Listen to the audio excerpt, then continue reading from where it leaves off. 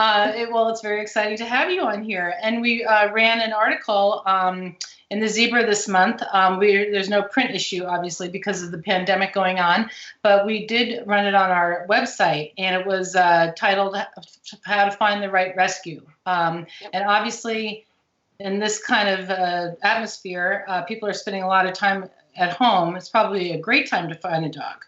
Yep. It honestly is that it has become, it's a thing. Everybody's looking for a dog right now. So, and there are a lot of good reasons for that. There are good human reasons and good dog reasons for that. One of the best things about the human reason to do it is that, your own mental health, like there's nothing like being with a dog. Dogs live in the moment. They don't worry about what's ahead. They aren't filled with regret about what happened before. They are right there in the moment with you. And that in this particular time, that is a wonderful thing to have right next to you. We're spending our coronavirus time with 11 dogs and a cat in our house because we do have a litter of puppies here right now.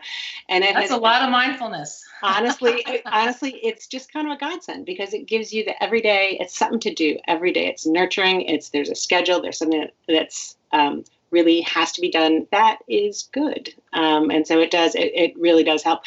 So there's that. But there's also the dog. So it's great for, everyone has the idea, wow, why don't we get a dog right now? Because that'd be something for us to do. It'd feel great, make us feel less isolated. There's a lot of touching and cuddling, which of course, where there's not a lot of that happening right now. Right. So, and it also gets you outside, and that can also be kind of a tonic for these times too. It gives you something to do outside. So for your mental health, it really is a great time to get a dog. It's also great for the dog because this time, one of the difficult things when you bring a new dog into your house is the adjustment period. And so, a lot of parents tell kids, no, we can't have a dog, we're not home enough. And that is usually very much true. Right now, it is not true. So you are home enough. And so in terms of for the dog, this is a great time to bring a dog into your house and help them get adjusted. So yeah, everybody's doing it. It's a thing. Is it really a thing? Are there stats showing that there's a lot of adopting or fostering going on right now? Yes, it's not just me saying that. There are hilarious stories it's become a real story, like in New York Times and People Magazine, The Atlantic, like stars are just like us. They're adopting and fostering dogs too. So, I mean, there are stories about shelters being emptied, which is fantastic. And I can tell you from our own, so nationally, that's kind of a thing. There's stories about that. And just from what I see, I foster for Homeward Trails Animal Rescue. And I can just tell you that they had their best month ever, and they have been in business for 20 years. And so they adopted out 270 dogs this past month, which is the highest on record. Wow. And, so just huge silver lining. That's just fantastic. And there are more people fostering than ever before, because of course it's a great time to foster too, because we don't really know how long this is all going to last. And fostering is it's a temporary kind of thing. It's often a few weeks. Everybody can kind of do that right now. And so, Homeward Trails has, I can tell you that normally when you foster, you get on a list, you get approved, you submit your application, and then you're on the list. So when dogs come in, they send out an email, hey, who can foster this dog? And they do kind of a profile of what kind of a house the dog would thrive in. Mm-hmm. Then people respond or not. And so typically it might take a few emails for a dog to get a foster to be like, yeah, I guess I could do that. Because usually people have business trips or it's not really a good weekend or whatever. And so even though there are 500 different foster families in Homeward Trails, sometimes it takes a few emails to get somebody to raise their hand and say, yeah, I'll take that one. Mm-hmm. Not now. Now it is just hilarious because everyone has applied to be a foster. And so now, boom, boom, it's like you got to buzz in or you're just not going to get the dog, which is a fantastic problem to have. And are there new foster families in addition to the families that are always, kind of that they can bank on? Absolutely. In fact, two of my people who I work with, either clients of mine or people who have adopted dogs of mine, are now fostering for Homeward Trails. So there are tons of new fosters. So that's just really, really good. And so I'm hoping that a bunch of those people will have a great experience and find out, wow, this is rewarding, and then continue to do this. So sure. And it really just goes to show you one more upside down, in this coronavirus time, this result that, kind of nobody really saw coming, but it's really been a wonderful, like you said, it's a silver lining for sure in this ridiculously dark cloud. When new fosters come on, do you know a rate? I mean, could you even guess like how many just end up keeping the dog that they foster the first time? And I know they call it a foster fail, but I wish that they would come up with a better name, because it's like sometimes it's not a fail, Absolutely. Sometimes it's a fantastic success. Right. And it's okay to sign up to foster with the idea that you kind of might decide to keep the dog, because you do have first dibs. What you can't do is allow, you can't just pretend you're going to adopt the dog out and have somebody go through the whole process and then say, no, never mind, you can't have it. But if you get the dog, and before adopters truly come in and get into the process, if you come to the conclusion that you want to keep the dog, there is nothing wrong with that. And that's a great way to kind of find out how even having a dog at all fits in your house and how this particular dog fits in your house. So it can be a wonderful way to do it. I don't have statistics on that, but it sure does happen a lot. And it does happen, I think, more in the beginning. I think often the foster fails are like the first dog you had, as opposed to the seventh. We've had 175 and we've only kept 2. So I think that's pretty good. So. Wow, 175. That's impressive. I mean, that's only because we take in litters. So that's true. You don't get to that number unless you take litters. So it's not like it's different. So we have don't try to pick that number. So we've had 8 this spring, and so there are tons of people like me. There are tons of people like me who take in litters one after the other, and it's just fun. And it just kind of you start to know what you're doing, and then it's kind of an easy thing to do, and it's fun. Right. And when someone takes a foster in, is there a certain amount of weeks, or is it just basically they're taking the foster until an adopted family comes forward? So the general understanding, different rescue groups kind of do it differently, I think, but mostly when you sign up to foster, you're basically saying, yes, I'll keep the dog until an appropriate, till a nice match is made. Of course, if something happens, every now and then it will turn out that maybe the dog, if you take in an adult dog, the dog doesn't get along with your dog, or ends up chasing your cat too much, or it turns out that the dog you took in is actually uncomfortable around children. And when there's that kind of a mismatch, then immediately our rescue anyway will shuffle things around and send that dog to dog. But typically, you kind of keep the dog until the right home is found, and it gives you an opportunity to work with the dog. It's your chance to help that dog along, and that's what's fun, is that you are using your good fortune and your good luck to help shape that dog, help that become a little bit more adoptable by teaching them some good stuff. And sure, absolutely. It's an opportunity. And if you ever wanted to do it, and it is nice though, to be like, if you have those fears, what if this doesn't work out? What if, it doesn't get in my family? And, my dog usually gets along with other dogs, but what if this one isn't? So it's nice to know that there is a built-in out. Yeah. You bet. You bet. And the rescue will help you with the placement. That's the thing, is that nobody wants a poor placement. And so the more forthcoming you are with what your home structure is, who's there, do you have a cranky dog? Do you have a scared cat? Do you have a grandma? The more forthcoming you are with all that stuff, the better the rescue can do with matching you with a foster that will work well for you. Obviously, the fit doesn't have to be as great when you're just fostering compared to adopting. Mm-hmm. But it's still, the process is the same. It's you thinking through what your life is in your house and accurately describing, what you can offer for a dog. And then the rescue group going, aha, I know, I'm going to put this one in that house. Right.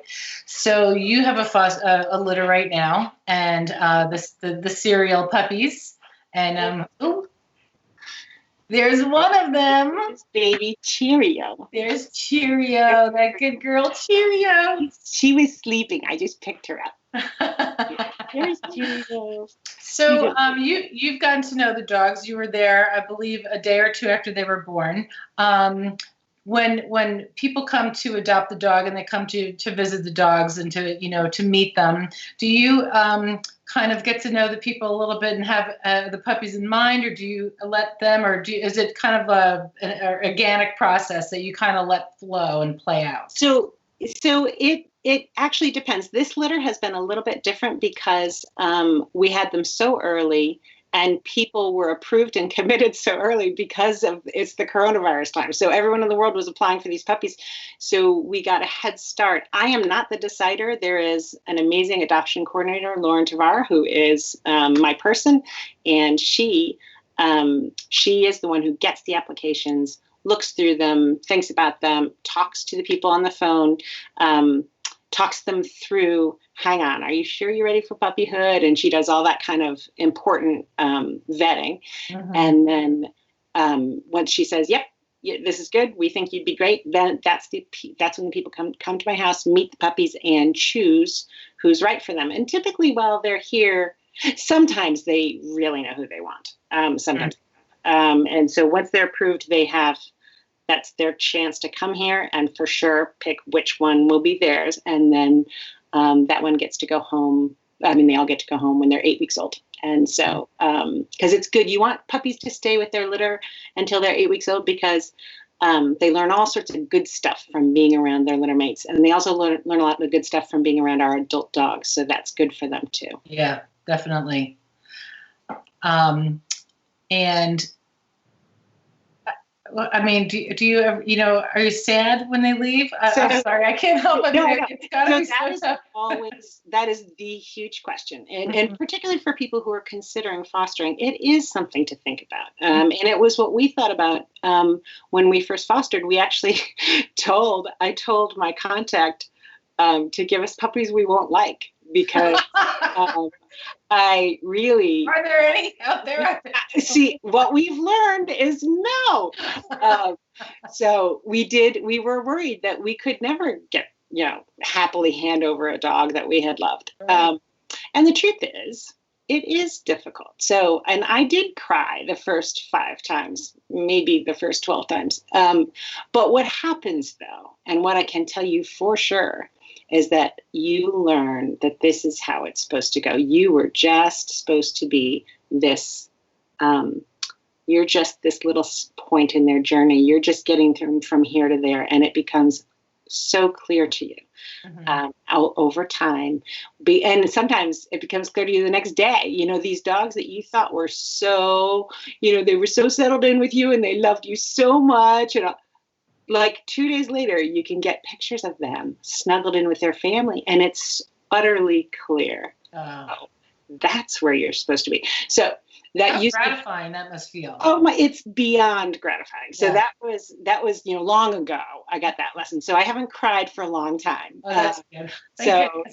Because I just know this is just, it's going to work out great. And we have had a few adoptions that haven't worked out, but even then, they ultimately work out because they come back and then we get them right. And so it just feels like it does work out the way it's supposed to. So I'm not sad and I'm not nervous anymore. But it certainly is something that new fosters have to work through and have to figure out. But this is what all experienced fosters feel. I promise you. You learn this is just what you're there for. You just help them along. It's super gratifying. Yeah, I've seen, I know when we adopted my dog, which was, Sweet Penny, which was 11 years ago already, which is crazy. The foster mom who had her obviously loved her, and she, but I felt I felt trusted that she was, entrusting us with the dog. And she gave me her cell phone number, and I was able to call her whenever I needed. And we kept in touch for a couple of weeks after that. So she was very attached to Penny, but very happy to see Penny get a forever home. So it was, it was really, and I know that your families keep in touch with you. I mean, you must have, I can't imagine the folders on your computer of all those pictures. Yeah, no, it's awesome. It's awesome. And that is actually what got me into training, because after, so we started fostering in 2012, and after working with all these adopters, because I do love to stay in touch, because I need to know they're okay. And so I stay in touch. And so inevitably they'll be like, hey, the puppy's doing this. And so then I give them some advice, and that goes on and on and on. And after a while, I realized that this is really satisfying. Like the foster is satisfying, but the follow-up, because, you can do a whole lot to get a puppy ready to be great. But of course, there's a lot to know about raising a dog. And so you can't expect people to just know it. And so it really takes a lot of, if you're going to do it well, it means doing a lot of research, doing a lot of work, and hopefully taking some training classes and stuff. And so after I found out how fun that is to guide people, I did start getting more into training. And so now I do training classes and stuff. And it's just really fun to help people figure out how fun it is to work with their dogs. Because the more you connect with your dog, the more the more you get out of that relationship, and the less frustration there is, Sure. And the one thing, like Mojo, so our German Shepherd Mojo was our second foster fail, and she was probably 1 or 2 when we got her, and she was definitely uncivilized, had probably never been in a home before, was standing on tables and stuff like that. She is now, she's got her 3 AKC certifications, and she's a therapy dog, and she is absolutely amazing. But what's interesting is I didn't do any of that stuff till about a year ago. And I thought we were fine. I thought, and because we had done what I know how to do, and we had, she was great to have around. But then I was kind of bored. And so I took her to a class, and then another class, and then another class. Oh, I did not realize that we weren't as close as I thought, because suddenly I realized, oh, this is close, and like the difference is incredible. And that it's magic. It's magic. If you invest in the time in training with your dog and working with your dog in a positive way, because training is positive now. Like it used to be all jerk them around and correct them and all that kind of stuff. That is no fun. That is no fun for anyone. It's not fun for your dog. It's not fun for you. You don't want to do it. Positive training is just playing with your dog, basically. It's just playing and repeating. Having lots of treats in your hand. Treats. It's fun. It's food. I love food. They love food. It's fun. And the more you do it, the more fun it is, and the more you want to do it. And then suddenly your dog isn't doing any of those things anymore. Your dog's not barking her head off. She's not jumping the fence. Oh, I guess I'm talking about myself, but all those behaviors go away when your dog gets really connected to you, and the more you do it. Anyway, so that part is just really satisfying. Yeah. So, and you've been doing the puppy training and for 2 years now? Yep. Yeah. And so that's going obviously very well. It's obviously everything's on hold right now for. There are people out there, like the one of the things I want to say is that a bunch of great trainers are out there doing Zoom classes. So if you do adopt or foster now, one of the things that you should definitely do is take a Zoom class with your dog. I mean, seriously, people need something to do at home. And like if your kids are driving you crazy, like sign up for a Zoom class with the dog. Yeah. Teach the dog a new trick. No, serious. Yes. Yeah. This is the thing. Like I used to think tricks were dumb. Like why would you teach a dog to spin? Well, you teach a dog to spin because it's the same reason you play Monopoly with your kids. It's a thing to do together. It's a way to pass the time, and it's something that makes you closer. Anyway, Holistic Hound around here, they are really good, and they have started putting their classes online. And Mike Tamai, who's a really good trainer around here, he also is experimenting with Zoom. And so that's just, if you do adopt or foster right now, you can get right into training, and it gives you something to do. Because one of the difficult things is while many of the normal dog things like cuddling and walking are still on the table, you can't socialize a dog the normal way now. Like if you get a puppy, it's super important to expose them normally to all kinds of people. They should meet 100 different people before they're 3 months old. They should hear fire engines and hear kids screaming at a playground. They should hear, all the stuff. Right. But you can't do any of that stuff right now. So that is very challenging. So that is something to be careful about if you do get a puppy right now, and to work hard. There's all sorts of, now there's a bunch of articles about how to socialize your puppy the right way during the pandemic. So there are tips out there. For example, my puppy litter has been watching Nick Jr. on TV for a while, honestly, because I want them to hear screechy kid voices. It's important that they wow, that's a great idea. Yeah. So there's little things like that, little tips like that you can just find online that can help you do a good job. Okay, well, that's fantastic. So those are some great resources. Plus, on your website, you also have some videos. Don't you? I do. Videos? I am a newish trainer, but I do have videos that I've made for my own classes that will show you how to teach a puppy sit and spin and stuff like that. And also just shows you kind of the things you can think about. Like there's I'll make an obstacle course in the backyard. There's a video of an obstacle course that I've done with Mojo. And you can so easily figure out how to do that at home. And it's just, again, something to do with your kids. Like go build an obstacle course in the backyard and have your dog sit in one spot, do a spin in another spot, go down in another spot. And I promise you, the dog will be like, this is great. Yeah, exactly. This is awesome. It's fun. Yeah. And you have a lot of cute puppy videos too. If anybody is bored and find yourself online or not bored, but just seeking some love and cuddly comfort without having a puppy in your lap, Kat has awesome videos on her. A personal favorite is one of her litters when she was calling them to come upstairs, those cellar stairs, and a big plane happened to be going over at the same time, and those little fur balls all of a sudden one in the front was like, whoa, honestly, my kids and I, we watched that video over and over again. It was it's pure entertainment, obviously, and they're so darn cute. They really are.